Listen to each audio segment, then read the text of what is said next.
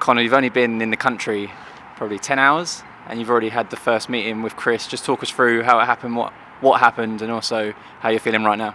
Yeah, I mean, first off, I want to say sorry, Mum and Dad, for swearing. That's first. Two, still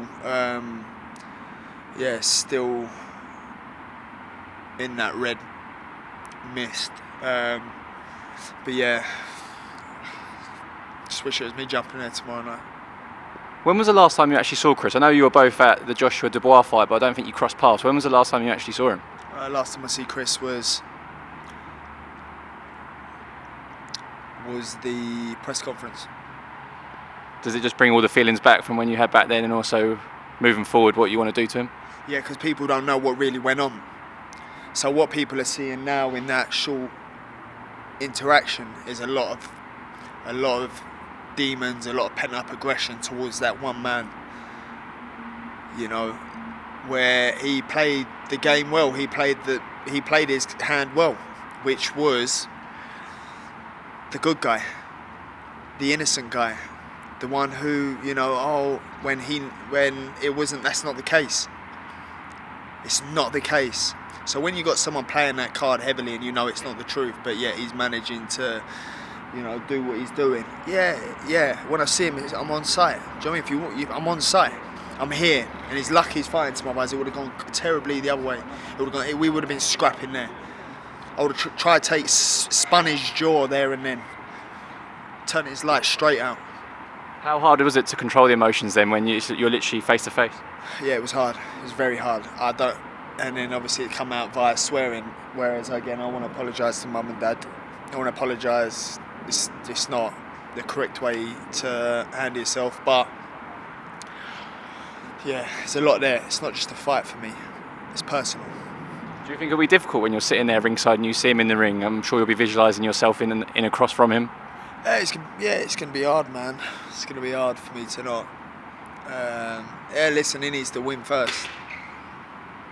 Who knows with him whether he will or won't.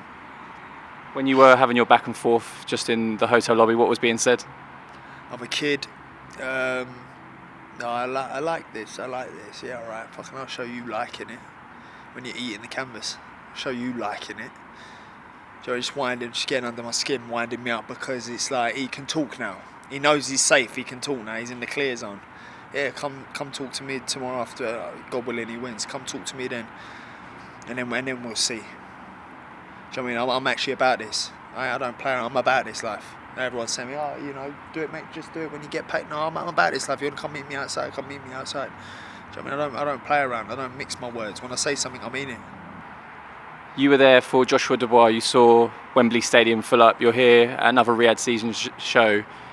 They're massive events. When you think about the biggest fights out there in boxing, particularly in Britain, it does seem to be Tyson Fury, Anthony Joshua, and then quite close behind that, I'd say, Conor Benn versus Chris Eubank. Just how big has this fight become? It's absolutely massive. First of all, what His Excellency is doing in boxing, you can't. Well, it's not been done before. First off, he's made history already. In the short period that he has with the 96,000 at Wembley, it hasn't been done before. That's first things first. The fights that are getting made, as well as the undercards that are getting made. Say what you want. The public will always moan about something. You can't do nothing right. Goes for every fighter out there. You can't do nothing right. You know, you stay humble and you don't say anything and you're a good guy. Just be real. Just be real. Oh, you are real. People say, oh, why be more humble? You can't win in life. So irrelevant of what shows are put on, people are always going to say something, but the reality is, look at the fights that are getting made. You know, bringing Eddie and Frank together, who would have thought? I'm still trying to wrap my head around it. Do you know what I mean? So it's good for boxing and the direction boxing's heading in. You're talking about change the game. The game has been changed. There was obviously a lot of family history between the Benns and the Eubanks. In the period since the fight was originally meant to happen, what have the conversations been like with your dad about this fight? I'm sure he's been through a lot as well, hasn't he, with you? He wants me to render him unconscious. Might stick the old men on the undercard, co-main event. You got to meet Chris Eubank Sr. a few weeks ago. What was that like? And did you talk about the fight there as well? Yeah, I mean, I'm definitely would say I'm his favourite out of his sons in a weird way. He definitely likes me. He definitely thinks I'm a true fighter, a warrior, gladiator. I live by the warrior code. Yeah. We are here for, obviously, Riyadh season, Beterbiev versus Bivol. Just how much are you looking forward to being ringside for that? As we've said all week, it's the best fight that can be made in boxing at the moment. It's a mega fight. Listen, there's a lot of good fights that can be made in boxing. It's definitely up there, in my opinion.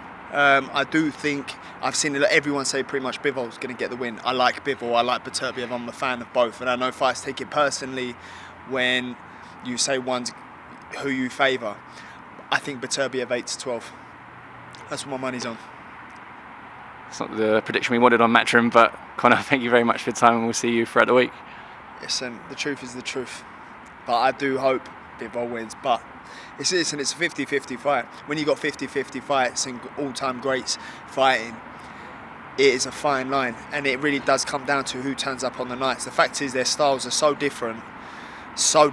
One's a heavy power puncher who walks forward, more plods, and one's on his feet, who uses agility, movement, and work rate. So it really does come down to how long can Bivol keep Beterbiev off. Will Beterbiev land that one shot in 36 minutes? It takes a split second to land one shot that can change the whole dimension of the fight. Can Bivol stay clear of that for the 12th? That's my only concern. Conor, thank you very much for your time.